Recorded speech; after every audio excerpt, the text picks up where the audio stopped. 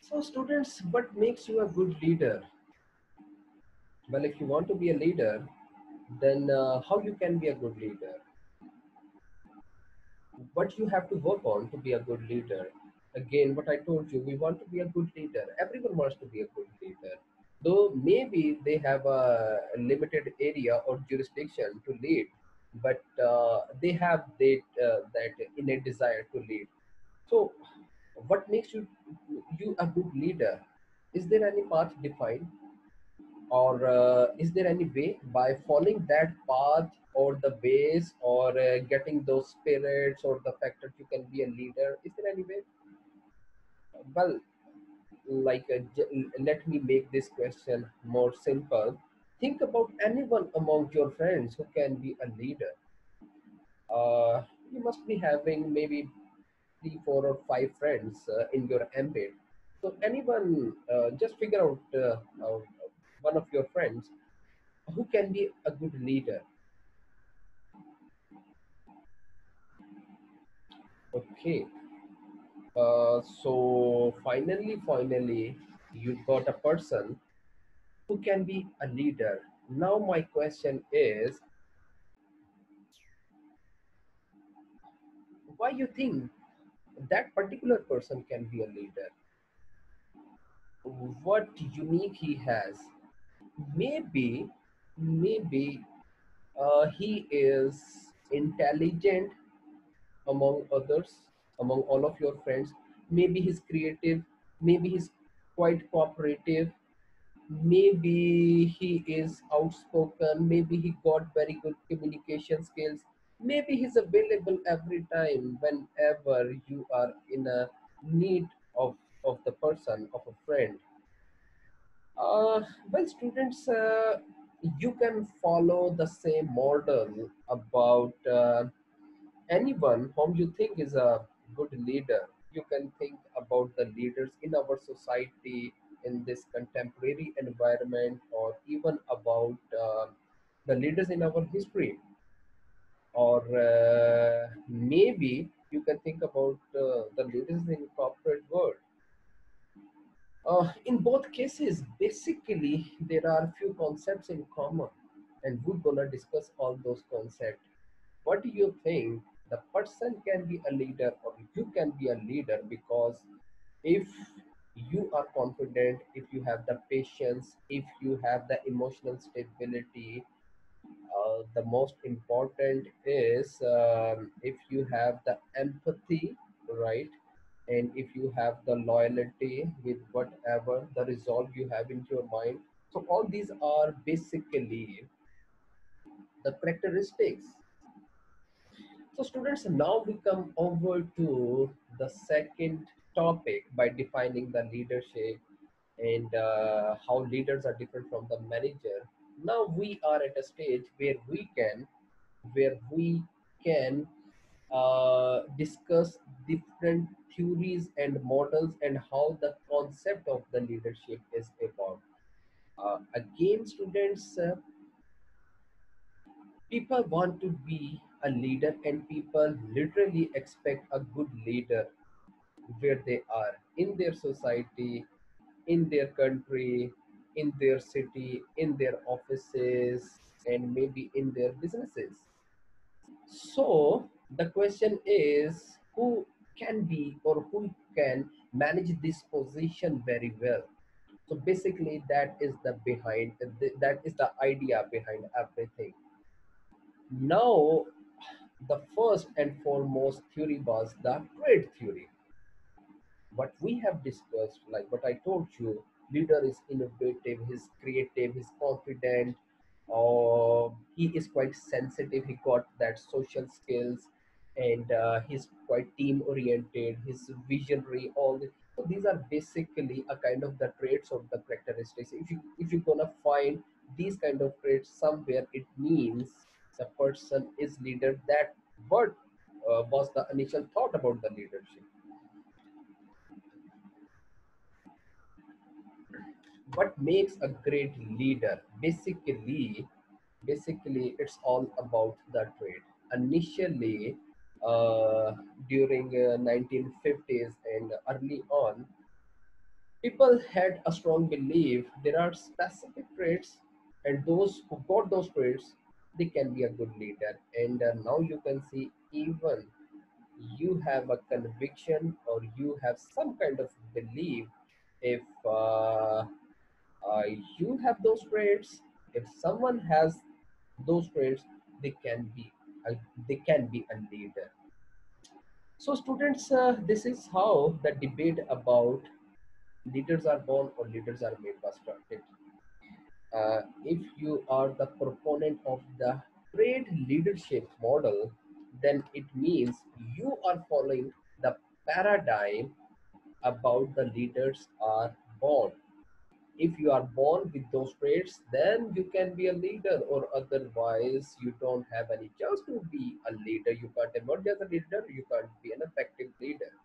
So that genetic structure, the chromosomes, all these are so important, right? And what we can believe, if we are following this trade theories, it means what your parents contributed towards you is so important, even that can make you a good leader. So it's inherent approach, it's about your genetic structure. Well, I can write few points over here.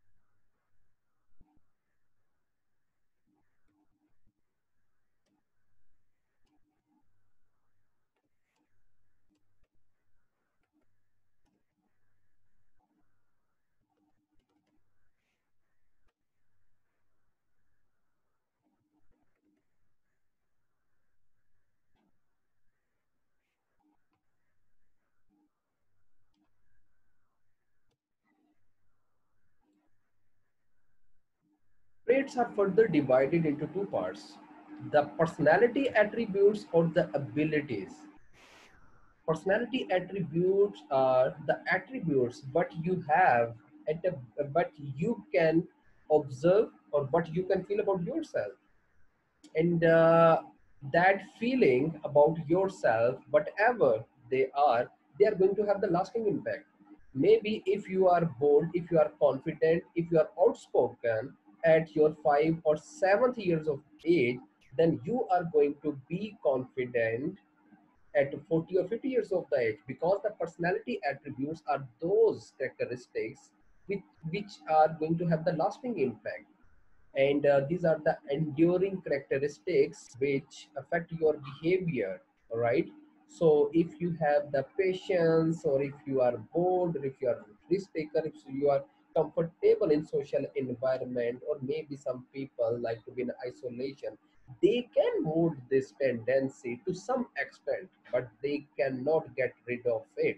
If someone wants to be in isolation, and the best time for someone is to be sitting alone somewhere at a rooftop or in a separate room, maybe they can do something about it, but they would have a feel like they are not that kind of person. That point is important. So maybe you feel the social or the your comfort level in a social environment is a good thing, yet you feel you are a lonely kind of soul.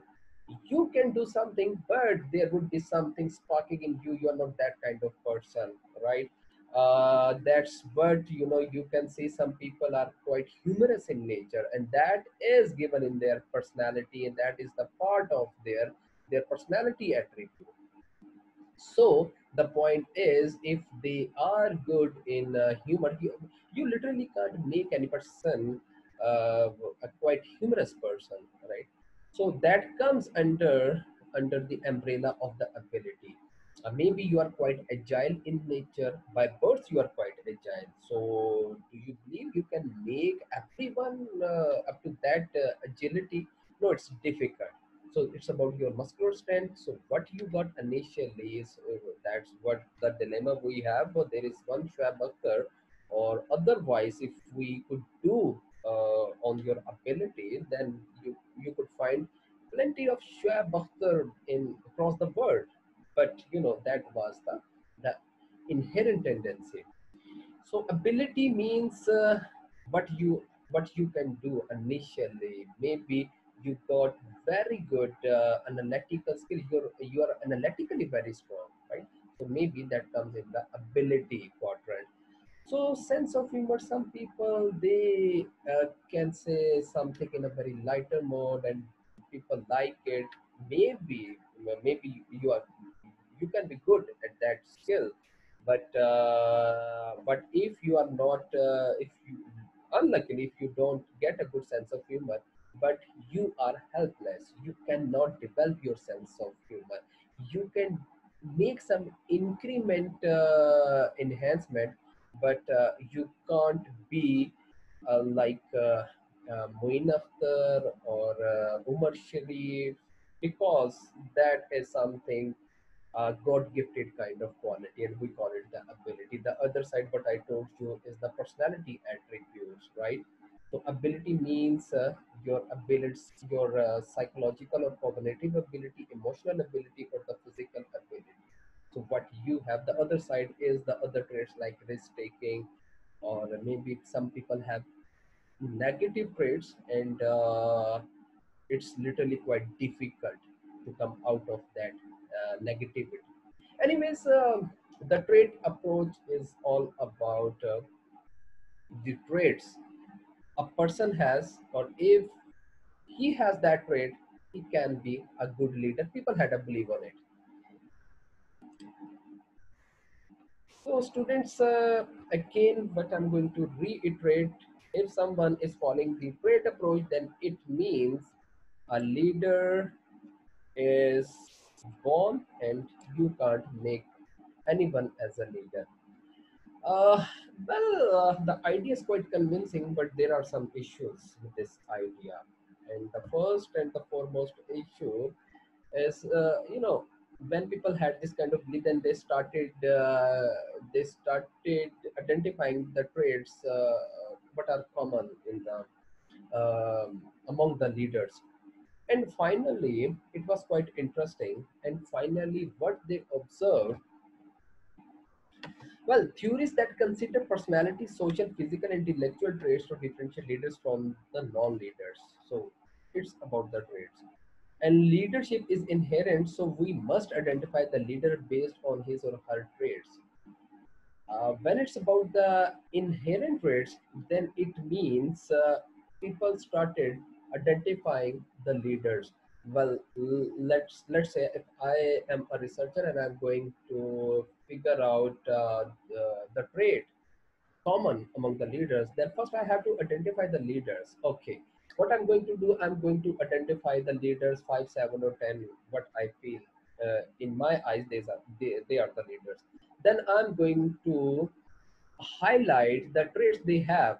So maybe uh, among the person there is a man who is quite confident and who is quite disciplined in nature, or maybe what I find about the person, he is quite social in nature. Then the other person, what I believe,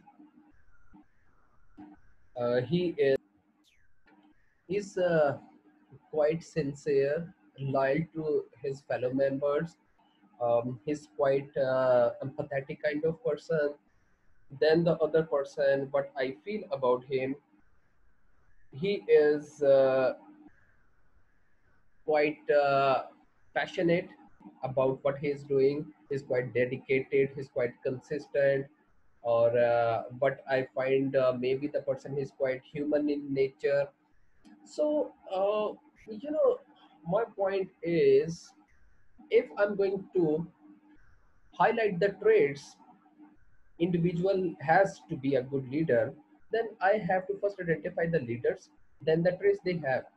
So finally, I have to know the commonalities. Like these are the common traits every leader is having. So I can finally frame all those traits in a model. Like these are the common traits, and one, if someone is having those traits, he can be a good leader, or otherwise he cannot be a leader. So finally, the problem the researcher observed, the and it's quite interesting, students.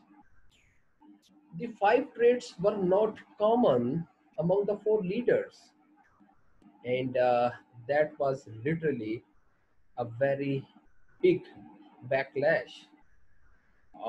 Reason being, we in research we call it the parsimony.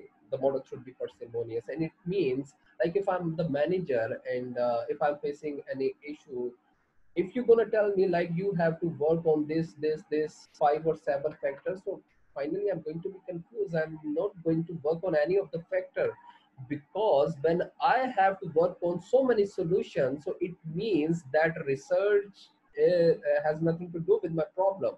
So I have to be very focused. I have to be very precise about what I have to do.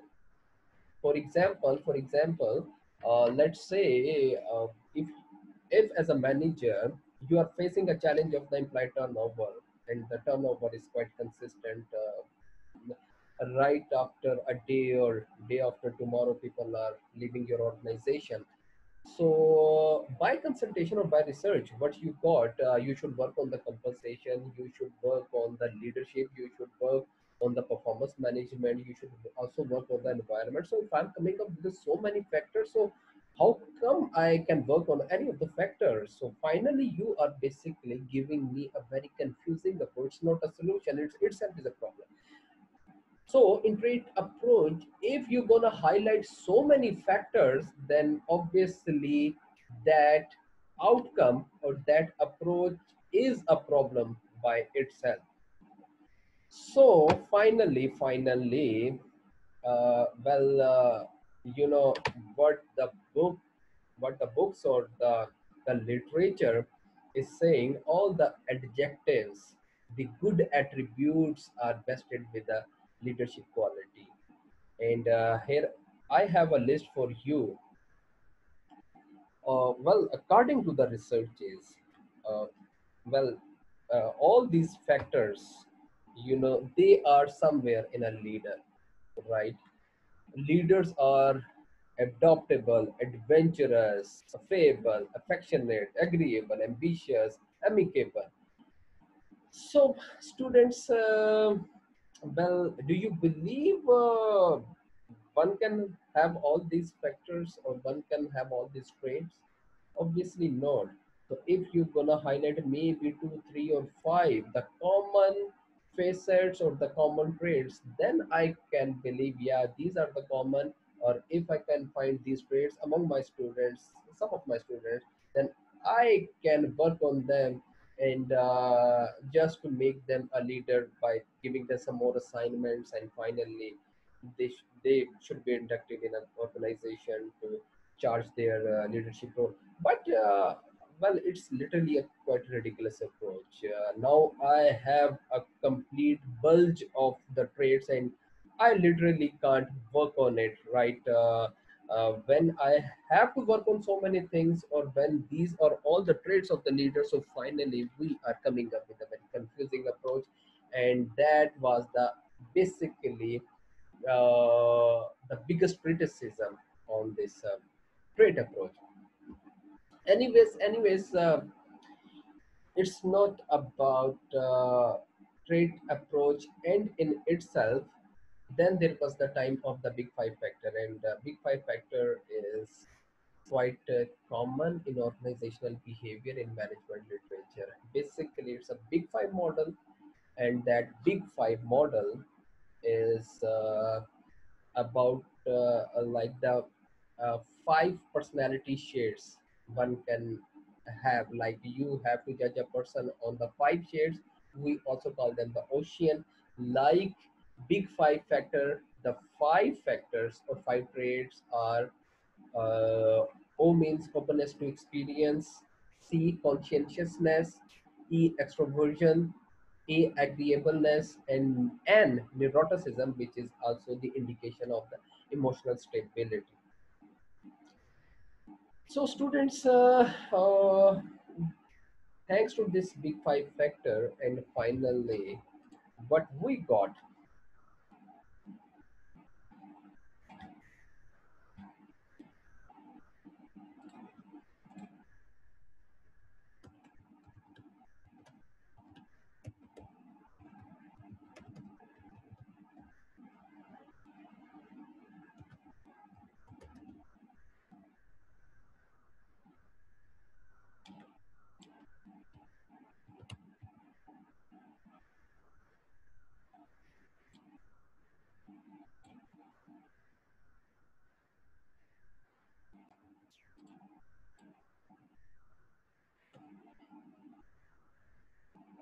Well, these two, the personality traits, they had some outcomes, and in uh, they had something for the leadership literature. So finally, the outcomes were the extroversion, and extroversion means person who is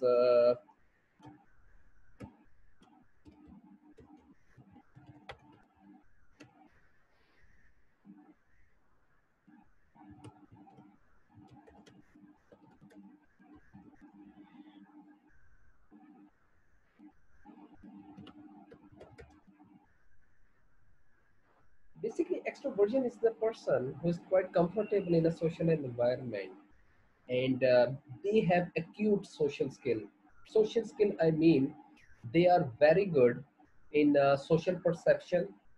They can feel about what is happening, and they can understand the motives, interests, and preferences of the other person. It's difficult, but some people have that kind of trait. They are very good in adaptability. They can be adjusted in different situation, and they are also very good in persuasion. They got that convincing kind of tendency, like they can easily persuade other people, and more importantly, they are very good in managing impression management. Sometimes it takes a negative connotation, but here I mean they are very good in presenting themselves, or they can showcase themselves very well. So it's about their social skills. They are very good in making social relationships, and well, they are comfortable in social environment. In a group environment, you can find some people are quite in group dynamics, yet they are quite comfortable and they feel comfortable. They can speak very well and according to the situation. The other side, well, out of the five, I'm not going to discuss all those five characteristics of the big five model because that's not the mandate of our class. But we are more concerned with these two traits because according to the literature and researches, they have much to do with the leadership. And the second one is the conscientiousness. It's about the extent one is planned, organized, and disciplined. And well, there are some other facets as well. Conscientious means the person who's scheduled, who is organized, and who goes with the procedures. And he's not spontaneous kind of person. He's not impulsive kind of person.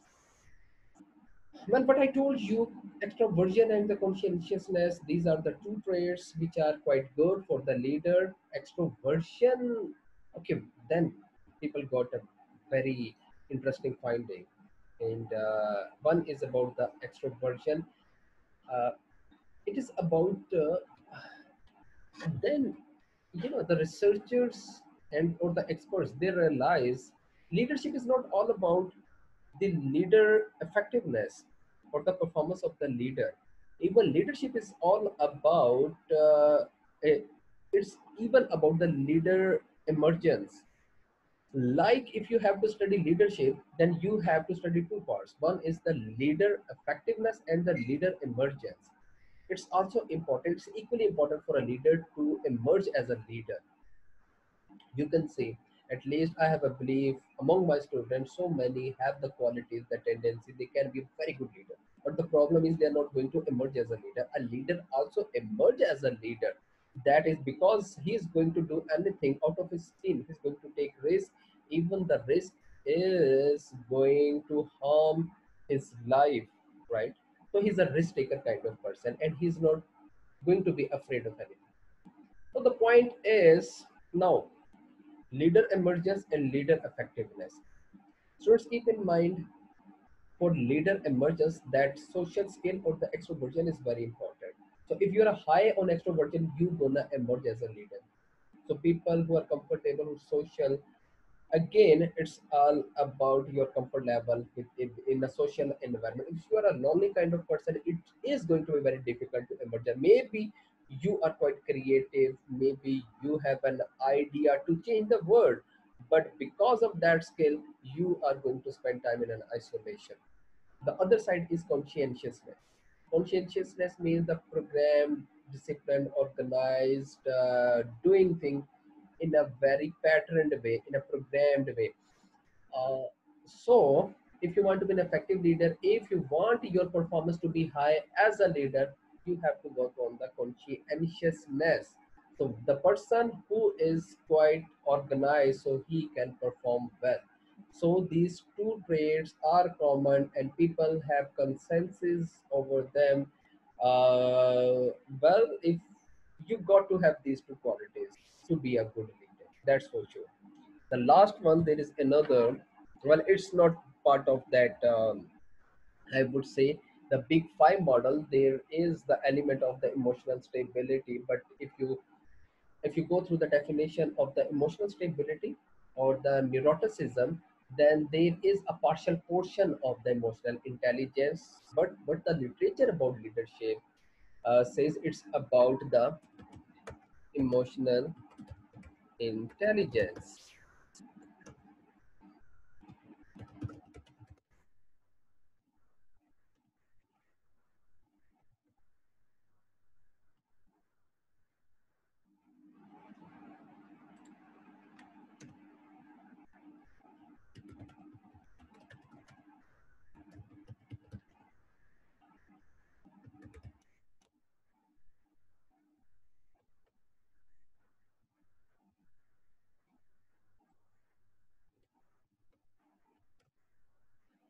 Well, I mentioned the definition of emotional intelligence in a very comprehensive way, because my gut feel is you have the understanding of the emotional intelligence. Basically, it's about the personal and social competence. Personal competence means I have the ability to understand my emotions and I can control my emotions. I'm not driven by my emotions. I have the control on my emotions, and emotions include your happiness, your fear, your excitement, your sadness, your anger. So these are your emotions. If you can control on your fear, on your anger, on your happiness, you are not driven by the happiness, or if you feel overjoyed. So people take different kind of decision. Anyways, it's about your personal competence. You have the control on yourself, and you can understand the situational cues.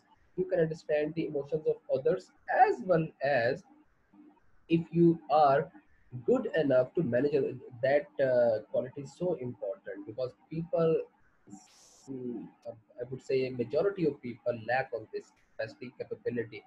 If you can manage the emotions of other person, the person is quite annoyed at something, he's getting mad. So if you can control the situation, then it means that is the 25% of the emotional intelligence. Anyways, emotional intelligence is the skill which is also very much important among the leaders, and if you are good on this skill, it means that is the mandatory. I think to be a good leader, one has to be emotional intelligence, and there is what I told you is the facet or the dimension of the emotional intelligence is empathy. like you can empathize the situation, you can feel the dynamics or the challenges or the fear or something like that of the other person. If you can feel the position of another person, the state of another person, then it means you are quite empathetic, and that quality is very much important among the leaders. So students, it was all about the trait approach. Though approach is largely criticized, but I would say there is something in it.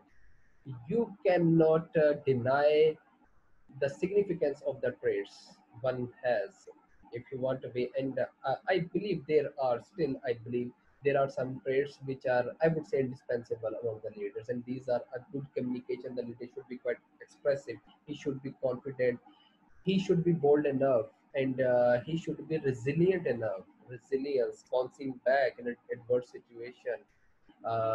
Whenever you're in a crisis, so it's it's the responsibility of the leader to be resilient, to come out of the difficult time, at least psychologically, and also take everyone on board, right? So they're gonna cool down the situation. So it was about the trait approach, and now we move forward about the behavior approach.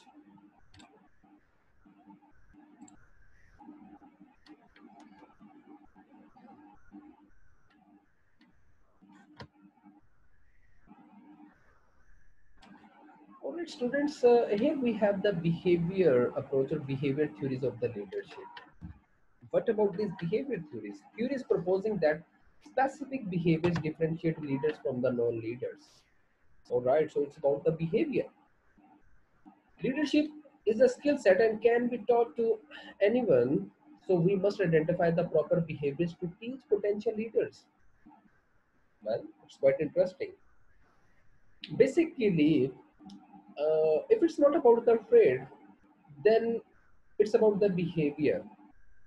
And behavior, I mean, a leader has to behave in a certain situation. And if your behavior is appropriate, then you gonna get good results, right? The outcomes are going to be beneficial, or you're gonna get the desirable outcomes.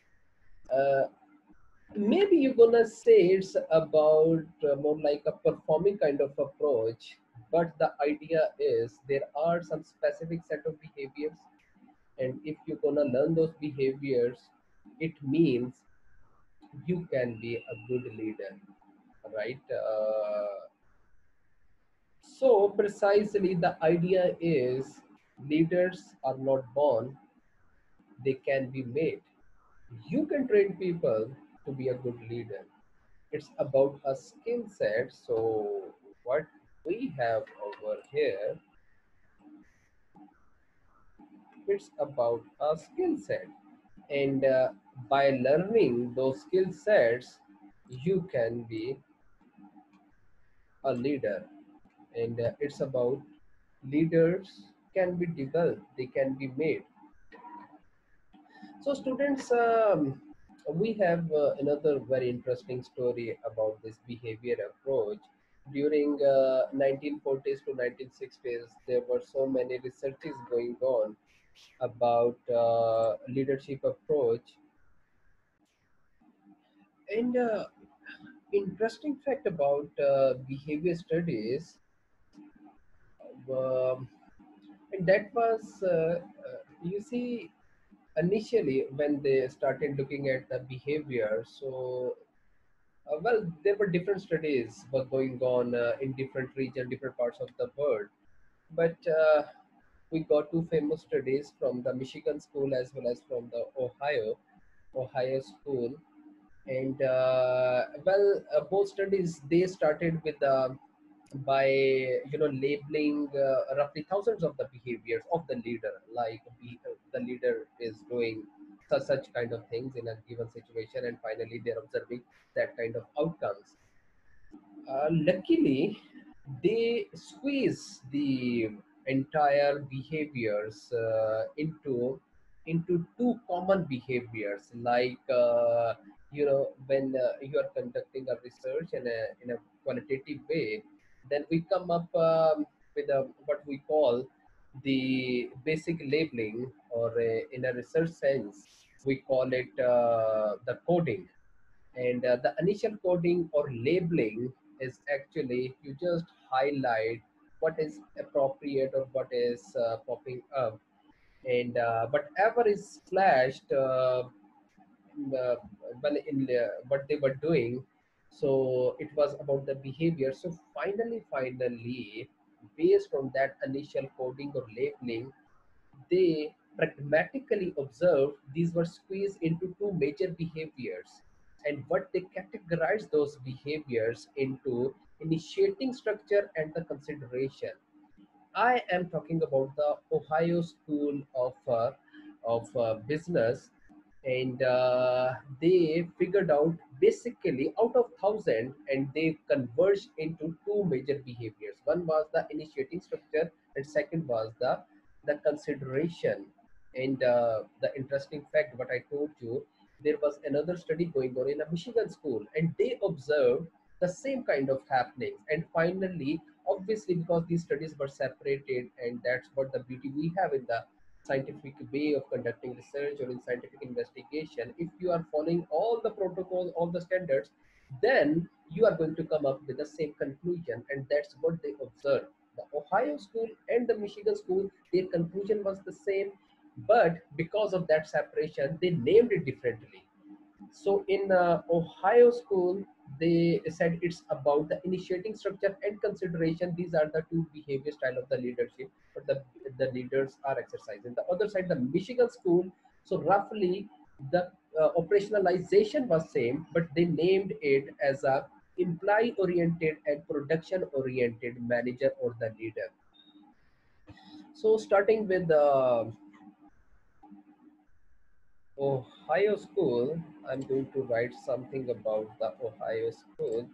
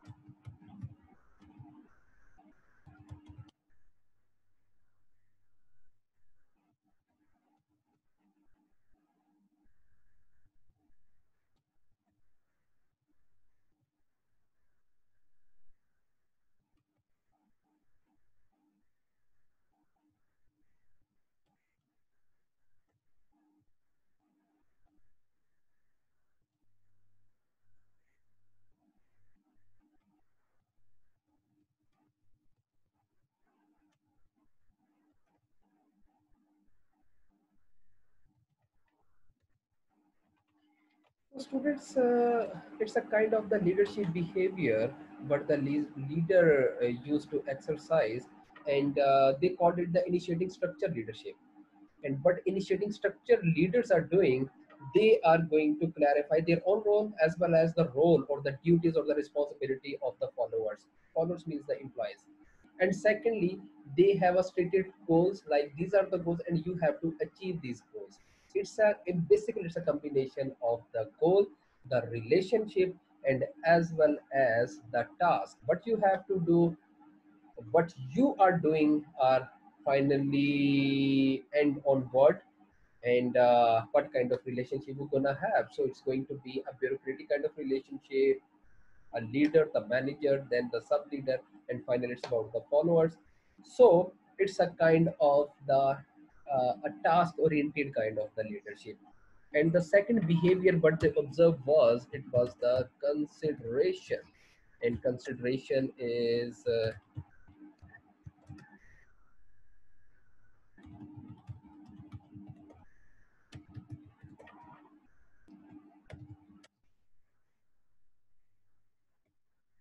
well, consideration means they are more human kind of leaders. They are more concerned about the needs and wants of the followers. They are not going to, well, if they have to make the trade-off of the task and for the employee, so they are more tilted towards the employee. The relationship is going to be based on the trust, the feeling, and the respect. They are more approachable, they are friendly, they are always ready to help their followers. So they are more like the employee oriented kind of the leader or the leadership behavior. So, students, what I told you, the behaviors were manifold, and finally, they thought basically leaders are either going to be quite strict or vigilant about the task and the deadline. You have to achieve, you have to go in this direction, and finally, you have to achieve these kind of things. The other side was the consideration. They are more concerned with the employee and they are more friendly with the employee. The other side was what I told you, it was the Michigan Leadership School. And in this case, what they figured out it is,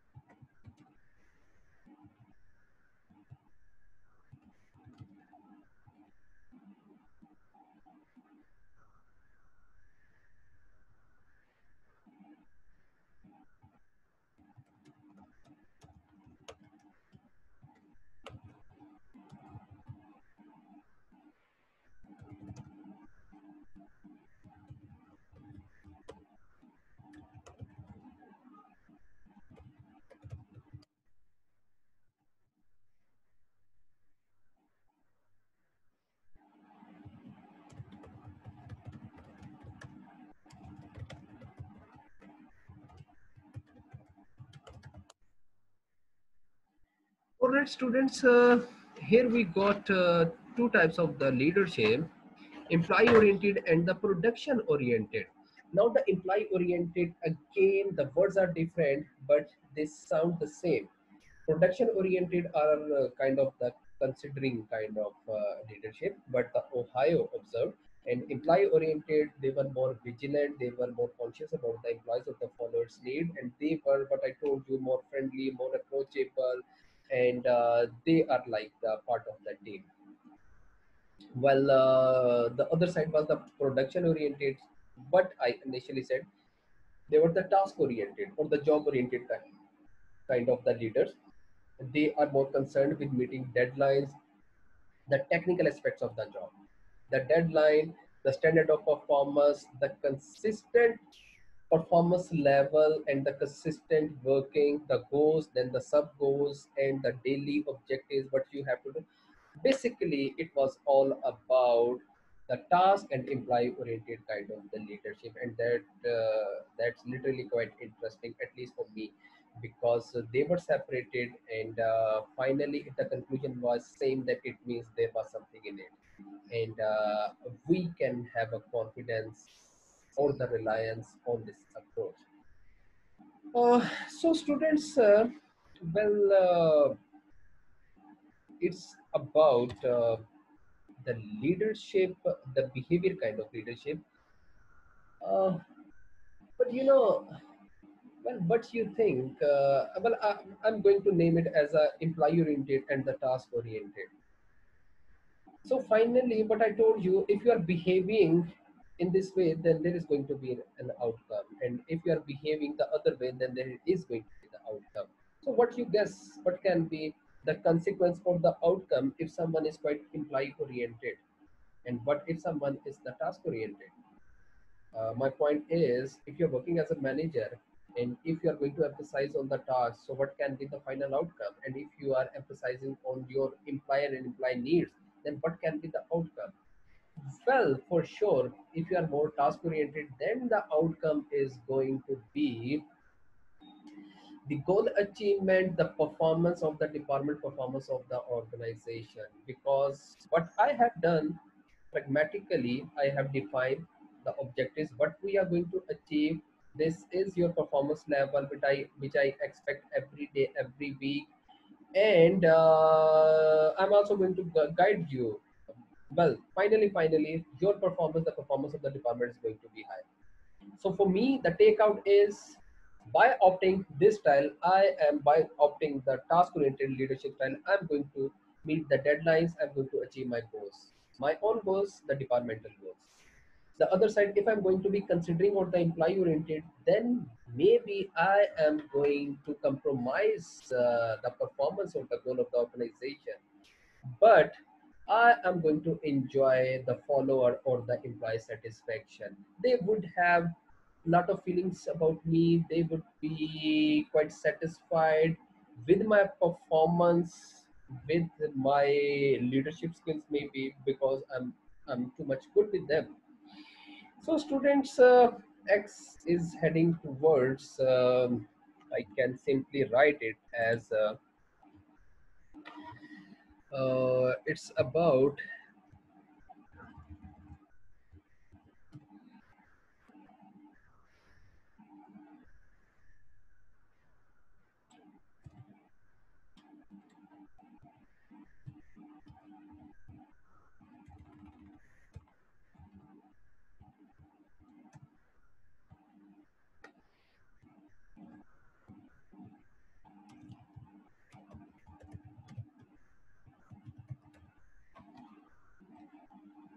Well, situation is,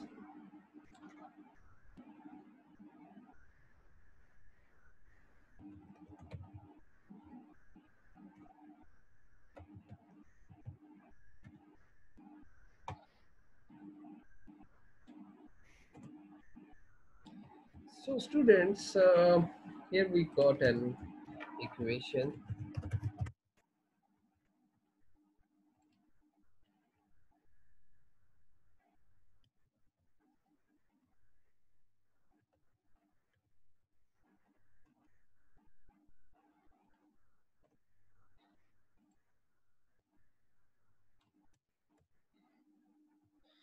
All right.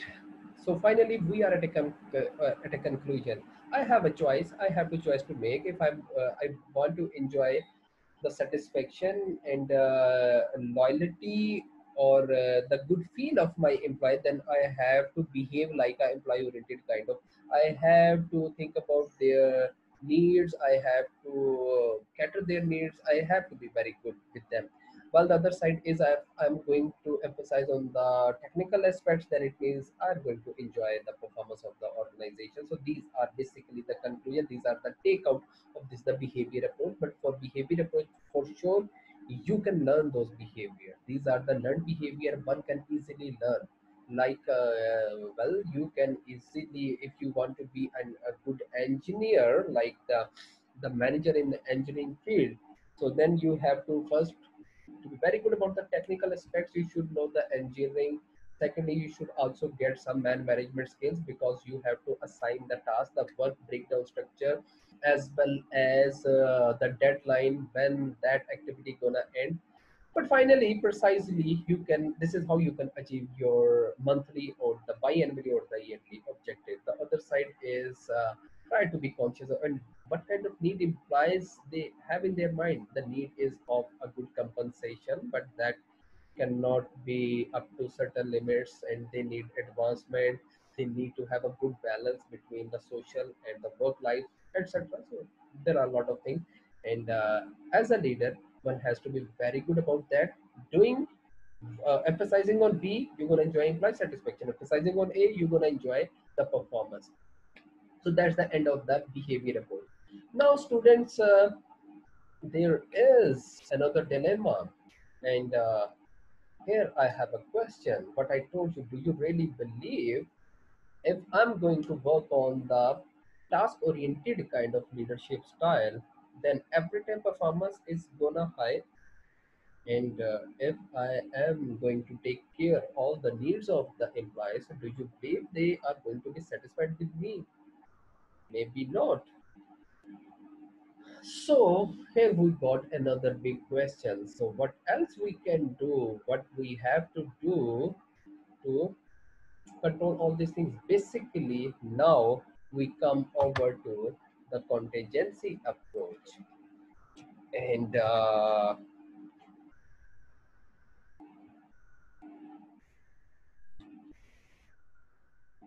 here we got the contingency approach, and basically the idea was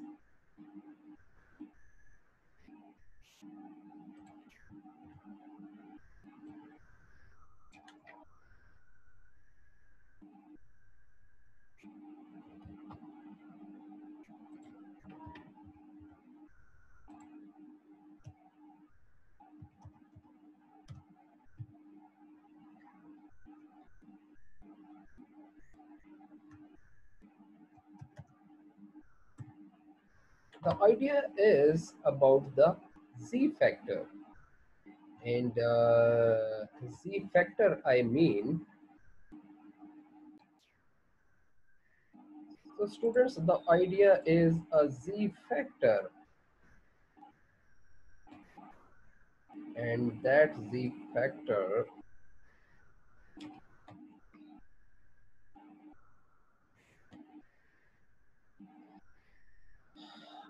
uh, well, what if I'm saying, by emphasizing on the task, I can get a good level of the performance, provided these factors.